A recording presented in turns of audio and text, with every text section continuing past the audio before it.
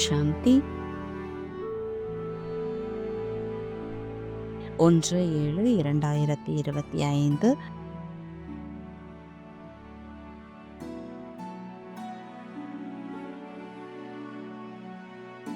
இனிமையான குழந்தைகளே, இப்போது உங்களுடைய புத்தியில் அனைத்து ஞானத்தின் சாரமும் இருக்கிறது. ஆகவே உங்களுக்கு படங்களின் அவசியம் கூட தேவையில்லை. நீங்கள் தந்தையை நினைவு செய்யுங்கள், பிறரையும் நினைக்க வையுங்கள். கடைசி நேரத்தில் குழந்தைகளாகிய உங்களின் புத்தியில் எந்த ஞானம் இருக்கும்? பதில்: அந்த சமயம் புத்தியில் நாம் வீட்டிற்கு திரும்பி போகிறோம் என்பது இருக்கும். பிறகு அங்கிருந்து சக்கரத்தில் வருவோம், மெல்ல மெல்ல படியில் இறங்குவோம். பிறகு ஏறும் கலையில் அழைத்து செல்ல பாபா வருவார். முதலில் நாம் சூரிய வம்சத்தினராக இருந்தோம், பிறகு சந்திர வம்சத்தினர் என அறிகிறீர்கள். இதில் படங்களின் அவசியம் இல்லை. ஓம் சாந்தி. குழந்தைகளே, ஆத்ம உணர்வில் அமர்ந்து இருக்கிறீர்களா? 84 பிறவியின் சக்கரம் புத்தியில் இருக்கிறதா? அதாவது தன்னுடைய பலவிதமான பிறவிகளின் ஞானம் இருக்கிறதா? விராட்ட ரூபத்தின் சித்திரம் கூட இருக்கிறது அல்லவா? நாம் எவ்வாறு 84 பிறவிகளை எடுக்கிறோம் என்பதை பற்றிய ஞானம் குழந்தைகளிடம் இருக்கிறது. முதலில் மூலவதனத்திலிருந்து தேவி தேவதா தர்மத்தில் வருகிறார்கள். இந்த ஞானம் புத்தியில் இருக்கிறது. இதில் எந்த ஒரு படத்தின் அவசியமும் இல்லை.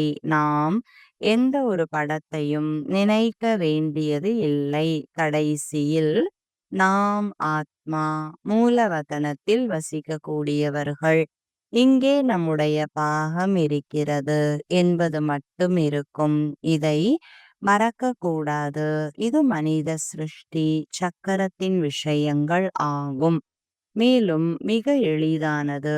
இதில் படங்களின் அவசியம் இல்லை. ஏனென்றால் இவை பக்தி மார்க்கத்தின் விஷயங்கள். ஞான மார்க்கத்தில் இருப்பதோ கல்வி. படிப்பில் படங்களின் அவசியம் இல்லை. இந்த படங்களில் சில திருத்தங்கள் மட்டும் செய்துள்ளனர். எப்படி என்றால், கீதையின் பகவான் கிருஷ்ணர் என்று அவர்கள் கூறுகிறார்கள், நாம் சிவன் என்று கூறுகிறோம். இதுவும் புத்தியால் புரிந்து கொள்ள வேண்டிய விஷயம். நாம் 84 பிறவி சக்கரத்தில் வந்துவிட்டோம் என்ற ஞானம் புத்தியில் இருக்கிறது. இப்பொழுது நாம் தூய்மையாக வேண்டும். தூய்மையாகி பிறகு புதியதாக சக்கரத்தில் சுழல ஆரம்பிப்போம். இந்த சாரத்தை புத்தியில் வைத்து கொள்ள வேண்டும். பாபாவின் புத்தியில் உலகத்தின் வரலாறு, புவியியல் மற்றும் 84 பிறவிகளின் சக்கரம் எப்படி சுழல்கிறதோ அவ்வாறே உங்களுடைய புத்தியிலும் முதலில் நாம் சூரிய வம்சத்திலும் பிறகு சந்திர வம்சத்தினராகவும் மாறுகிறோம் என்பது இருக்கிறது. படங்களின் அவசியம் இல்லை. மனிதர்களுக்கு புரிய வைப்பதற்காக மட்டுமே இது உருவாக்கப்பட்டிருக்கிறது.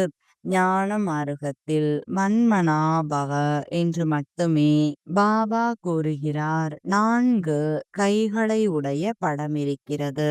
ராவணனுடைய சித்திரம் இருக்கிறது. இது அனைத்தும் புரிய வைப்பதற்காக காண்பிக்கப்பட்டிருக்கிறது. உங்களுடைய புத்தியில் உண்மையான ஞானம் இருக்கிறது. நீங்கள் படங்கள் இல்லாமல் கூட புரிய வைக்கலாம். உங்களுடைய புத்தியில் 84 பிறவிகளின் சக்கரம் இருக்கிறது. படங்கள் மூலமாக எளிதாக்கி புரிய வைக்கப்படுகிறது. அவ்வளவுதான். இவைகளின் அவசியம் இல்லை. முதலில் நாம் சூரிய வம்சத்தினராக இருந்தோம், பிறகு சந்திர வம்சத்தினர் ஆனோம் என்பது புத்தியில் இருக்கிறது. அங்கே அதிகமான சுகம் இருக்கும். அதற்கு சொர்க்கம் என்று பெயர். இந்த சித்திரங்களில் புரிய வைக்கிறார்கள். கடைசியில் இந்த ஞானம் புத்தியில் இருக்கும். இப்போது நாம் செல்கிறோம். திரும்ப சக்கரத்தில் வருவோம். ஏணிப்படியில் புரிய வைக்கப்படுகிறது. மனிதர்களுக்கு எளிதாகிவிடும். நாம் எப்படி ஏணிப்படியில் இறங்குகிறோம், பிறகு பாபா ஏறும் கலையில் அழைத்து செல்கிறார் என்பது பற்றிய முழு ஞானம் உங்களுடைய புத்தியில் இருக்கிறது. நான் உங்களுக்கு இந்த சித்திரங்களின் சாரத்தை புரிய வைக்கிறேன் என பாபா கூறுகிறார். நாடக சக்கரத்தில் கூட இது 5000 வருடங்களின் சக்கரம் என புரிய வைக்கலாம். ஒருவேளை லட்சக்கணக்கான வருடங்கள் என்றால் மக்கள் தொகை அதிகரிக்கிறது. கிறிஸ்தவர்களுடையது 2000 வருடங்கள் என காண்பிக்கிறார்கள். இதில் எவ்வளவு மனிதர்கள் இருக்கிறார்கள்? 5000 வருடத்தில் எவ்வளவு மனிதர்கள் இருக்கிறார்கள்? இந்த கணக்கு முழுவதையும் நீங்கள் தெரிவிக்கிறீர்கள். சத்யுகத்தில் தூய்மையாக இருக்கும் காரணத்தால் குறைந்த மனிதர்கள் இருக்கிறார்கள். இப்பொழுது எவ்வளவு அதிகமாக இருக்கிறார்கள்? லட்சக்கணக்கான வருடங்கள் என்றால் மக்கள் தொகை கணக்கிட முடியாததாகிவிடும். கிறிஸ்தவர்களுடன் ஒப்பிட்டு மக்கள் தொகை கணக்கை எடுக்கிறார்கள் அல்லவா? இந்துக்களின் எண்ணிக்கையை குறைவாக காண்பிக்கிறார்கள். கிறிஸ்தவர்கள் அதிகமாக உருவாகிவிட்டார்கள். யார் நன்கு புத்திசாலி குழந்தைகளோ படங்கள் இல்லாமல் கூட புரிய வைக்கலாம். எவ்வளவு மனிதர்கள் இருக்கிறார்கள் என சிந்தியுங்கள். புதிய உலகத்தில் எவ்வளவு குறைவான மனிதர்கள் இருப்பார்கள். இதுவோ பழைய உலகம். இதில் இவ்வளவு மனிதர்கள் இருக்கிறார்கள். பிறகு புதிய உலகம் எப்படி உருவாகிறது? யார் உருவாக்குகிறார்கள்? இதை பாபாதான் புரிய வைக்கிறார். அவரே ஞானக்கடல் ஆவார். குழந்தைகளாகிய நீங்கள் இந்த 84 பிறவிகளின் சக்கரத்தை மட்டும் புத்தியில் வைத்துக் கொள்ள வேண்டும்.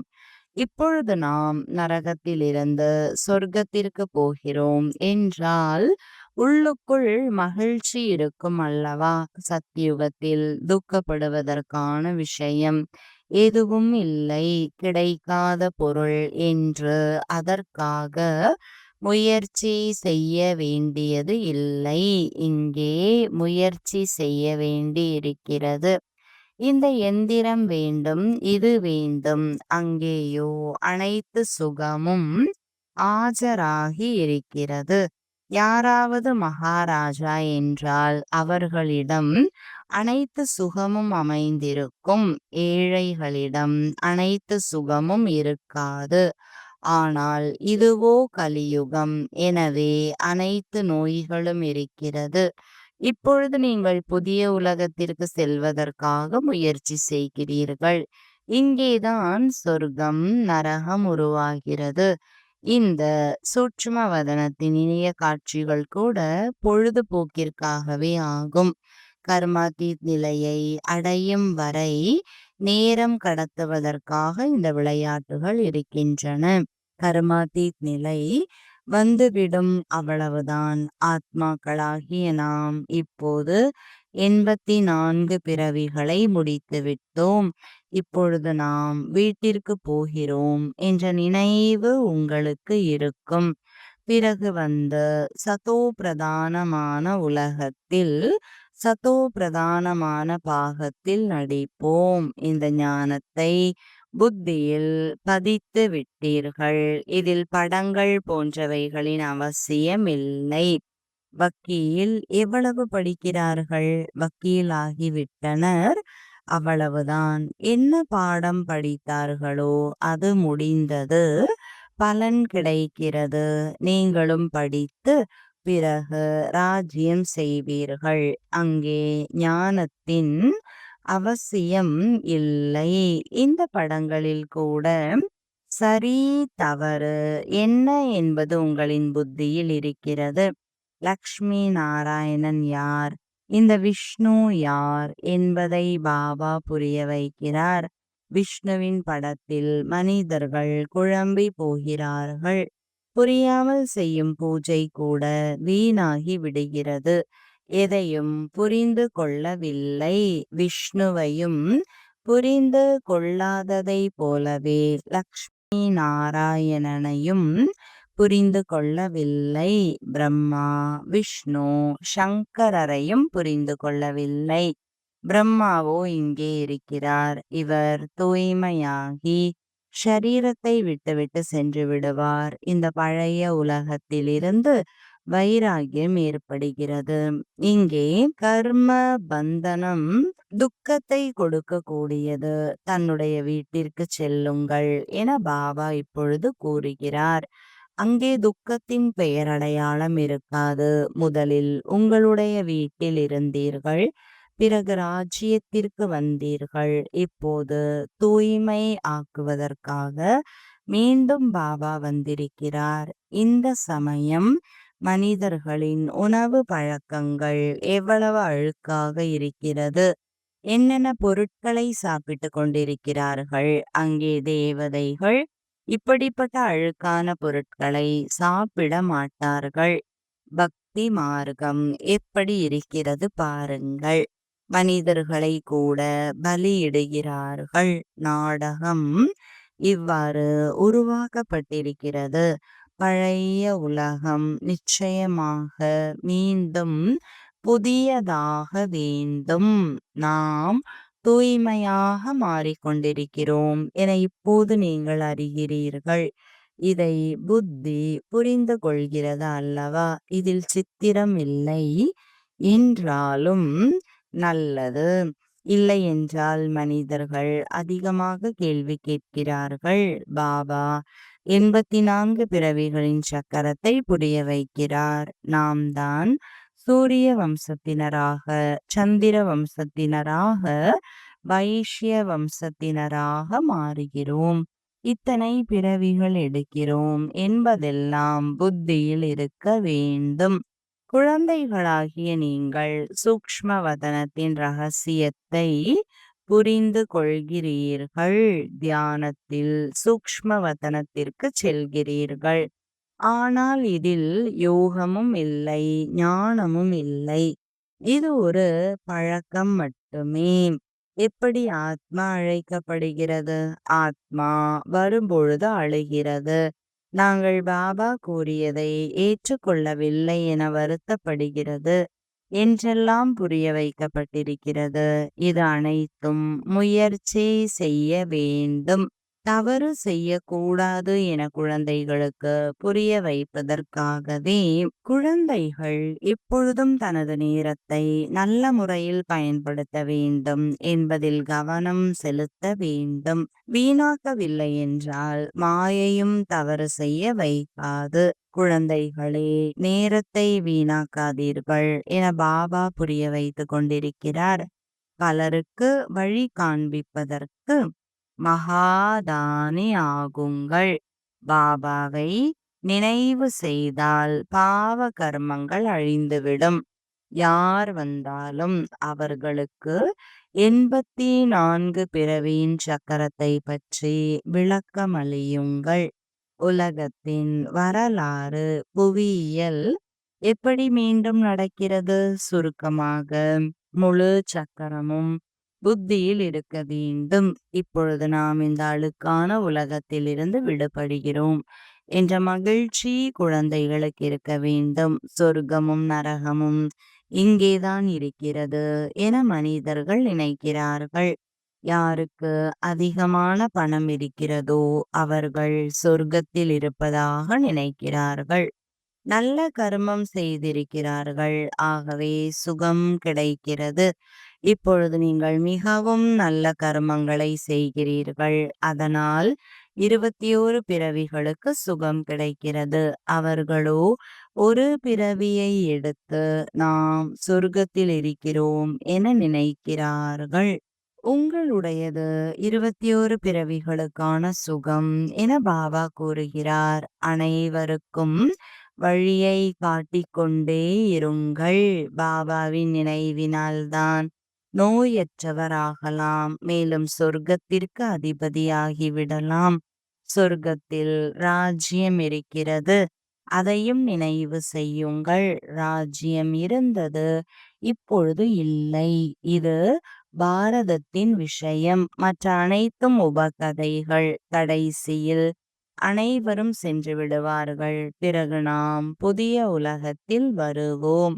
இப்பொழுது இதை புரிய வைப்பதில் சித்திரங்களின் அவசியம் இல்லை. புரிய வைப்பதற்காக மட்டுமே மூலவதனம் மற்றும் சூக்ஷ்ம வதனத்தை காண்பிக்கிறார்கள். மற்றபடி பக்தி மார்க்கத்தினர் இந்த சித்திரங்களை உருவாக்கி இருக்கிறார்கள் என புரிய வைக்கப்பட்டிருக்கிறது. எனவே நாமும் சில திருத்தங்கள் செய்து உருவாக்க வேண்டியிருக்கிறது. இல்லையென்றால் நீங்கள் நாத்திகராகிவிட்டீர்கள் என்று கூறுவார்கள். ஆகவே திருத்தங்கள் செய்து உருவாக்கப்பட்டிருக்கிறது. பிரம்மா மூலமாக தாப்பனை, சங்கர் மூலமாக அழிவு. உண்மையில் இதுவும் நாடகத்தில் நிச்சயிக்கப்பட்டிருக்கிறது.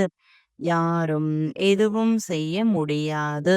விஞ்ஞானிகள் தனது புத்தியினால் அனைத்தையும் உருவாக்குகிறார்கள். இந்த அணுகுண்டுகளை உருவாக்காதீர்கள் என எவ்வளவுதான் யார் சொன்னாலும், யாரிடம் அதிகமாக இருக்கிறதோ அவர்கள் கடலில் போட்டுவிட்டால் யாரும் உருவாக்க மாட்டார்கள். அவர்கள் வைத்திருந்தால் நிச்சயம் மற்றவர்களும் உருவாக்குவார்கள். இப்பொழுது குழந்தைகளாகிய நீங்கள் இந்த சிருஷ்டி அழியத்தான் வேண்டும் என்று அறிகிறீர்கள். நிச்சயம் போர் நடக்கும், அழிவு ஏற்படும். பிறகு நீங்கள் உங்கள் ராஜ்யத்தை பெறுகிறீர்கள். குழந்தைகளே, அனைவருக்கும் நன்மை செய்பவராக ஆகுங்கள் என்று பாபா கூறுகிறார். இனிமையான குழந்தைகளே, தங்களுடைய அனைத்தையும் பதிகளுக்கெல்லாம் பதி என்ற பெயரில் அர்ப்பணம் செய்து விடுங்கள் என குழந்தைகளுக்கு உயர்ந்த அதிர்ஷ்டத்தை உருவாக்க பாபா ஸ்ரீமத் அளிக்கிறார். குழந்தைகளே, இதில் செலவிடுங்கள். அதாவது ஆன்மீக மருத்துவமனை, பல்கலைக்கழகத்தை திறந்தால் பலருக்கு நன்மை நடக்கும். பாபாவின் பெயரில் செலவிடுகிறீர்கள் என்றால் உங்களுக்கு 21 பிறவிகளுக்கு திரும்ப கிடைக்கிறது. இந்த உலகம் முடிய போகிறது. ஆகவே பதிகளுக்கெல்லாம் பதியின் பெயரில் எவ்வளவு முடியுமோ அர்ப்பணம் செய்யுங்கள். சிவபாபா கணவர் அல்லவா? பக்தி மார்க்கத்தில் கூட கணவரின் பெயரில் செய்தனர்.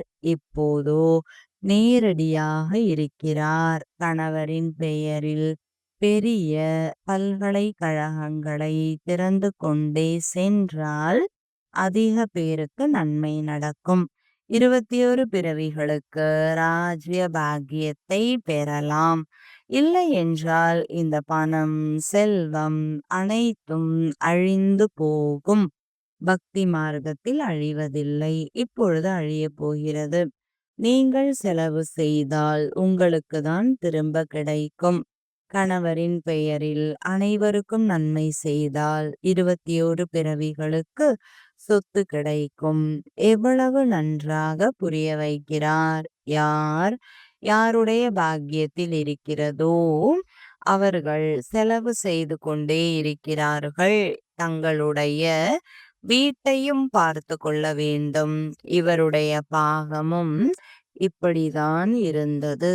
ஒரே அடியாக வேகமாக போதை ஏறிவிட்டது. பிறகு பாபா ராஜ்ய பதவியை கொடுக்கிறார் என்றால் இந்த அற்பமான ஸ்தூல செல்வம் எதற்கு? நீங்கள் அனைவரும் ராஜ்ய பதவியை அடைவதற்காக அமர்ந்திருக்கிறீர்கள் என்றால் பின்பற்றுங்கள். இவர் எப்படி அனைத்தையும் விட்டுவிட்டார் என அறிகிறீர்கள். போதை ஏறிவிட்டது. ஆஹா, ராஜ்யம் கிடைக்கிறது. தந்தைக்கு அல்லாஹ் கிடைத்தார் என்றால் பங்குதாரருக்கும் ராஜ்யம் அளித்து விட்டார். ராஜ்யம் இருந்தது, குறைவு இல்லை. நல்ல செழிப்பான வேலை இருந்தது. இப்பொழுது உங்களுக்கு ராஜ்யம் கிடைத்துக் கொண்டிருக்கிறது. எனவே பலருக்கு நன்மை செய்யுங்கள். முதலில் வட்டி உருவாகியது. சிலர் உறுதியாக தயார் ஆனார்கள். சிலர் அரைகுறையாக இருந்துவிட்டனர். அரசாங்கம் நோட்டுகளை அச்சடித்தனர். பிறகு சரியாக இல்லை என்றால் அரசாங்கமே எரிக்க வேண்டியதாக இருக்கிறது. முன்பெல்லாம் வெள்ளி நாணயங்கள் வழக்கத்தில் இருந்தன. தங்கம் மற்றும் வெள்ளி அதிகமாக இருந்தது. இப்பொழுது என்னவாகிக் கொண்டிருக்கிறது? சிலருடையதை ராஜா சாப்பிடுகிறார். சிலருடையதை கொள்ளைக்காரர்கள் சாப்பிடுகிறார்கள். கொள்ளைக்காரர்கள் கூட எவ்வளவு பேர் இருக்கிறார்கள்? பஞ்சம் ஏற்படும். இது ராவண ராஜ்யம். சத்தியுகத்திற்கு ராமராஜ்யம் என்று பெயர். உங்களை இவ்வளவு உயர்ந்தவராக மாற்றினேன். பிறகு எப்படி ஏழையானீர்கள் என பாபா கேட்கிறார். குழந்தைகளாகிய உங்களுக்கு இவ்வளவு ஞானம் கிடைத்திருக்கிறது என்றால் மகிழ்ச்சி ஏற்பட வேண்டும். ஒவ்வொரு நாளும் மகிழ்ச்சி அதிகரித்து கொண்டே போகும். எந்தளவு யாத்திரையில் அருகில் போகும்போதும் அவ்வளவு மகிழ்ச்சி ஏற்படும். சாந்தி தாமம், சுகதாமம் எதில் இருக்கிறது என அறிகிறீர்கள். வைகுண்டத்தின் மரம் தெரிந்து கொண்டிருக்கிறது, அவ்வளவுதான். இப்பொழுது அங்கு போய் சேர்ந்தே விட்டோம். நல்லது. இனிமையிலும் இனிமையான காணாமல் போய் கண்டெடுக்கப்பட்ட செல்லமான குழந்தைகளுக்கு தாயும் தந்தையுமாகிய பாப்தாதாவின் அன்பு நினைவுகள் மற்றும் காலை வணக்கங்கள். ஆன்மீக குழந்தைகளுக்கு ஆன்மீக தந்தையின் வணக்கங்கள். ஆன்மீக தந்தைக்கு ஆன்மீக குழந்தைகளின் அன்பு நினைவுகளும் வணக்கங்களும். தாரணைக்கான முக்கிய சாரம்: தனது நேரத்தை பயன்படுத்துவதில் கவனம் வைக்க வேண்டும். மாயை தவறு செய்வித்து விடக்கூடாது. அதற்கு மகாதானியாக இருந்து பலருக்கும் வழிகாட்டுவதில் ஈடுபட்டிருக்க வேண்டும். இரண்டாவது, தனது உயர்ந்த பாக்கியத்தை உருவாக்கி கொள்ள பாபாவிடம் அனைத்தையும் அர்ப்பணம் செய்ய வேண்டும். ஆன்மீக பல்கலைக்கழகம் திறக்க வேண்டும். வரதானம்: உயர்ந்ததிலும் உயர்ந்த தந்தையை வெளிப்படுத்தக்கூடிய சுபமான மற்றும் சிறந்த கர்மயோகி ஆவீர்களாக. விளக்கம்: எப்படி வலது கரத்தின் மூலமாக எப்பொழுதும் சுபமான மற்றும் சிறந்த செயல்களை செய்கிறீர்கள், அதே போல வலது கரங்களாகி இருக்கும் குழந்தைகளாகிய நீங்கள் எப்பொழுதும் சுபமான மற்றும் சிறந்த செயல்களை